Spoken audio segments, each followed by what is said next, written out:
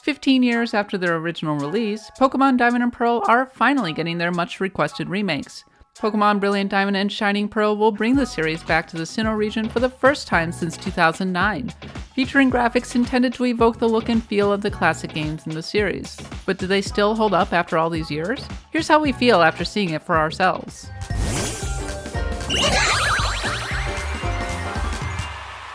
Unlike previous remakes such as Pokémon Omega Ruby and Alpha Sapphire, the Diamond and Pearl remakes don't attempt to translate their older gameplay into the current generation. Instead, Pokémon Brilliant Diamond and Shining Pearl rewind the clock back to 2006, retaining the look and feel of the original DS games all the way down to the MIDI-like soundtrack.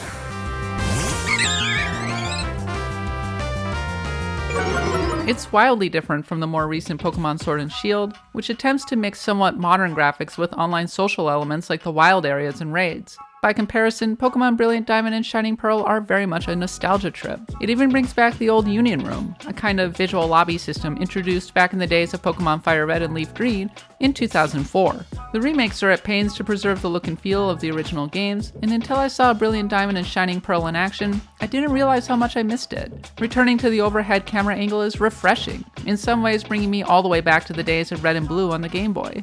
Being remakes, Pokémon Brilliant Diamond and Shining Pearl are of course loaded with various odd artifacts from the Nintendo DS era. Poffins can be created by using the touchscreen. The Poketch, an in-game device that previously lived on the DS's second screen, will now occupy the top corner of the Switch's screen if you wish, allowing you to easily check in on your Pokemon's friendship or hunt for items.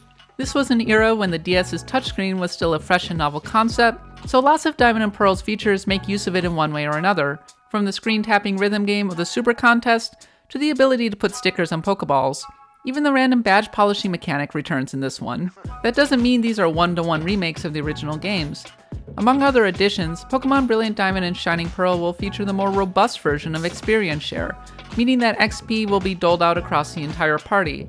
It will also be possible to customize your character's appearance, with the new shop in Veilstone City selling unique outfits, and Pokémon able to follow you around on the world map. Notably, hidden machines or HMs will be returning in the remakes, but will be handled slightly differently than before. Instead of teaching a monster a move that is then irritating to remove, a wild Pokémon will appear to perform the action instead. It's a tweak that manages to preserve the spirit of the original system while removing much of the hassle. Probably the biggest change is the Grand Underground, a series of tunnels where you mine items and build secret bases. In addition to supporting online play, it will feature biomes filled with special on-screen Pokémon that are influenced by statues you put in your base. It's here that Brilliant Diamond and Shining Pearl come closest to matching the current generation games, but its approach is still firmly grounded in the originals. All of this makes Pokémon Brilliant Diamond and Shining Pearl seem like much more sophisticated remakes than they first appear, and it makes me all the more excited to head back to the Sinnoh region. Mostly though, I'm just glad to have Chimchar back at my side after all these years. Welcome back, buddy. It's been far too long. Pokémon Brilliant Diamond and Shining Pearl will be out November 19th on Nintendo Switch.